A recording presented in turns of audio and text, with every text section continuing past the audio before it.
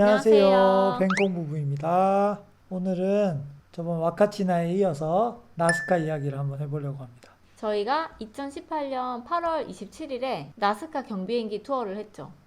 전날 이카에서 늦은 시간에 나스카에 도착을 해서 거기 이제 나스카는 할 게 나스카 경비행기 투어밖에 없기 때문에 예약을 한 호스텔에서 경비행기 투어를 바로 예약을 할 수 있었습니다. 경비행기 투어 비용은 저희 둘이서 20만 원 정도 들었고요. 현금 결제도 가능하고 카드 결제도 가능했어요. 그래서 숙소에서 조식을 먹고 바로 나스카 경비행기장으로 향했죠. 숙소에서 밴을 타고 경비행기장까지 저희를 데려다 줬고요. 경비행기장까지는 차로 10분 정도 걸렸습니다. 이제 투어를 시작하는 경비행기장에 도착을 했는데 사람이 많이 없었어요. 근데 투어 시간이 뭐 10시, 12시 이런 식으로 시간이 정해져 있었습니다. 그리고 신기하게도 비행기를 타기 전에 몸무게를 재더라고요.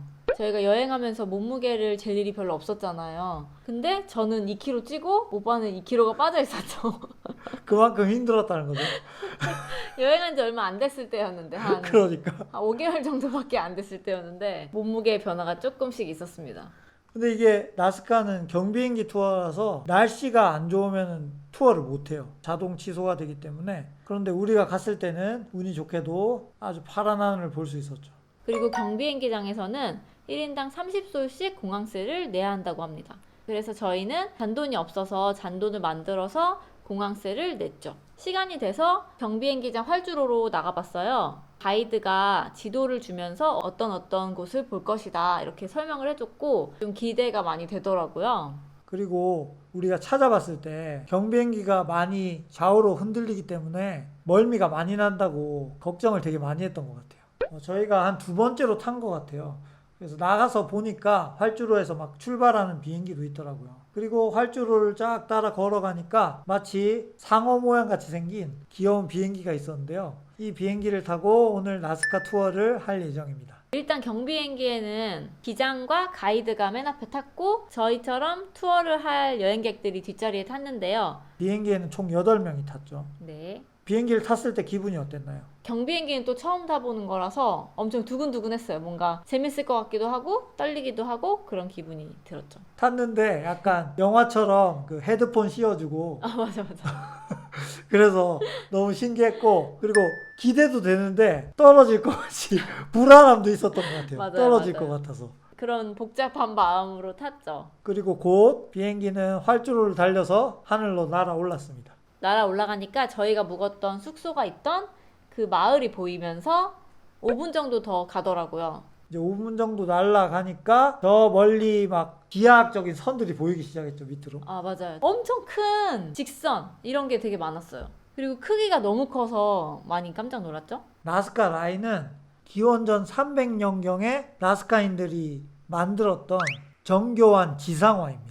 나스카 일대 땅에 그려져 있는 거대한 그림들로 거미, 고래, 원숭이, 벌새, 거인 등의 그림이 30개 이상, 소용돌이, 직선, 삼각형과 같은 곡선이나 기하학 무늬들이 300개 이상 그려져 있다고 합니다. 나스카 라인은 1939년에 비행기 파일럿에 의해서 최초로 발견됐다고 합니다. 그래서 지상에서는 발견할 수 없었던 이유가 사이즈가 너무 크고 하니까 하늘에서만 볼 수 있었다고 합니다. 1948년이 되면서 미국의 폴 코소크라는 교수가 연구를 시작했는데요. 폴 코소크는 연구를 접고 그 조수 역할을 하던 마리아 라이에가 폴로 연구를 계속해서 큰 성과를 냈다고 합니다. 나스카인들이 지상화를 제작한 이유가 의견이 아주 여러 가지가 있다고 하는데요.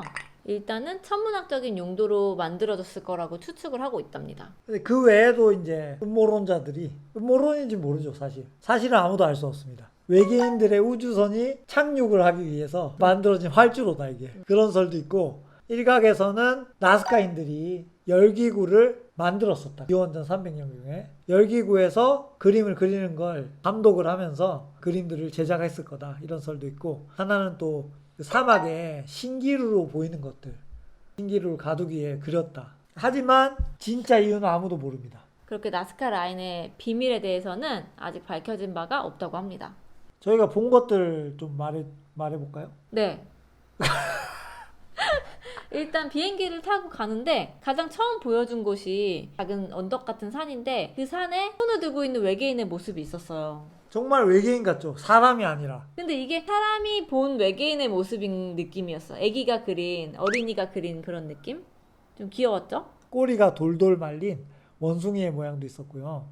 다양한 동물이나 곤충, 나무 이런 그림도 많았어요. 벌새 모양도 있었고 거미 모양도 아주 뚜렷하게 그려져 있더라고요. 진짜 보면 볼수록 신기했습니다. 도대체 이유를 모르니까 더 신비했던 것 같아요. 이걸 왜 그렸을까, 이 아이들이. 이 나스카인들이. 콘도르도 있었고요. 아, 진짜 멋있었습니다. 약간 무슨 애니메이션에 나오는 그런 그림 같았어요. 그래서 일단은 저희가 하늘에서만 보기 때문에 약간 그림은 그림이지만 그 사이즈가 좀 가늠이 안 되더라고요. 최대 큰 거는 300m라고 합니다. 길이가. 300m면 어느 정도지? 축구장 3개 정도의 규모입니다.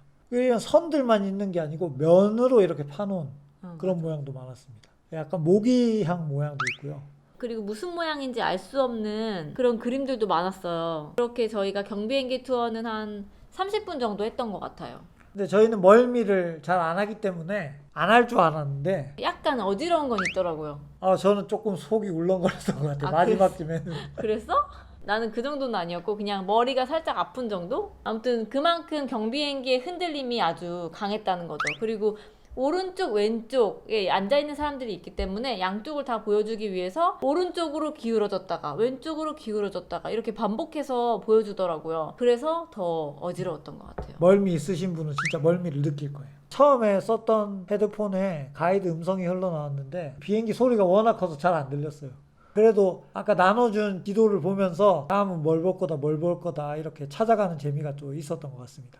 그리고 경비행기를 타고 가면서 보니까 땅 쪽에서 나 있는 도로가 있더라고요. 그 도로 옆에 전망대가 보였어요. 그 전망대를 보니까 새삼 그 그림의 사이즈가 가늠이 되더라고요. 전망대와 자동차를 보니까. 그게 너무 신기했고 만약에 나스카 라인을 좀 가까이서 보고 싶다. 그러면 그 전망대에 가서 보면 된다고 합니다. 전망대 옆에 도마뱀 그림이 있는데 도마뱀은 그 도로를 만들면서 꼬리가 잘렸더라고요. 그 전망대는 입장료를 내고 들어갈 수 있다고 하는데 저희는 못 가봤습니다. 이제 라스카 라인을 거의 다 보고 마지막 한 군데만 남았습니다. 여기는 우물이라고 하던데요. 후키오라고 불리는 곳이라고 합니다. 라스카 라인에서 한 5분 정도 날아간 것 같아요. 비행기를 타고. 모양을 보면 동글동글 귀엽게 생긴 곳이었는데 약간 모기향 같은 느낌이죠? 모기향 모양이에요, 모기향. 그래서 이제 푸키오는 추정으로는 나스카인들이 만들었을 거다 이렇게 추정을 하는데 정확히 어떻게 만들었는지 그리고 언제 만들었는지는 아직 연구 중에 있다고 합니다. 이렇게 회오리 모양으로 만든 이유가 무거운 물을 쥐고 오르내릴 수 있도록 하기 위해서라고 하는데요. 나스카인들의 지혜가 느껴지는 그런 구조라고 할 수 있죠. 이제 이 동글동글한 모양 아래쪽에 수로가 이어져 있는 형태라고 하네요. 그리고 지금까지도 식수로 활용할 수 있는 물이 흐른다고 합니다. 그 밑에는. 그렇게 우물을 마지막으로 30여 분간의 나스카 경비행기 투어가 마무리되었습니다. 그리고 다시 활주로로 돌아와서 착륙을 했습니다. 경비행기 투어를 통해서 나스카 라인을 보고 왔는데 개인적으로 너무 신비한 경험이었어요. 그리고 나스카인들이 어떻게 그렇게 커다란 지상화를 만들었는지에 대해서 계속 생각하게 되더라고요. 그리고 계속 대화하게 되고 그래서 그 시간들이 참 재밌었던 것 같아요. 저는 그게 제일 궁금했어요. 왜 만들었을까 이걸? 도대체 왜? 거기 막 다큐멘터리가 나오고 있거든요. 경비행기장 TV를 보면. 그럼 이제 계속 그 사람들이 그거를 만드는 거를 약간 대역 배우를 써가지고 그 지도자가 어떻게 해라 하면 사람들이 막 돌을 옮기고 땅을 파고 이렇게 하고 있는데 이집트의 피라미드나 이런 걸 보면은 만들만 하죠. 근데 이집트의 피라미드는 무덤에 용도가 있었는데 이건 이제 용도가 밝혀지지 않아서 더 신비했던 것 같고 너무 신기했어요 진짜. 도대체 거기다가 원숭이를 왜 그렸을까? 연구 중이라고 하니까 살아있는 동안에 밝혀졌으면 좋겠네. 이건 안 밝혀질 것 같아. 이때까지 한번 못 밝혀가지고. 그런가? 그렇게 나스카 라인 경비행기 투어를 잘 마치고 숙소로 돌아와서 체크아웃을 잘 했습니다. 만약에 페루를 여행하게 되면 나스카에 가서 경비행기 투어를 꼭 해보시기를 추천드립니다. 아주 신비한 경험이었어요. 오늘은 나스카 라인 투어를 영상으로 보여드렸고요. 오늘 영상이 좋으셨다면 구독, 좋아요, 알림 설정까지 꼭 부탁드립니다. 그럼 다음 영상에서 만나요. 안녕.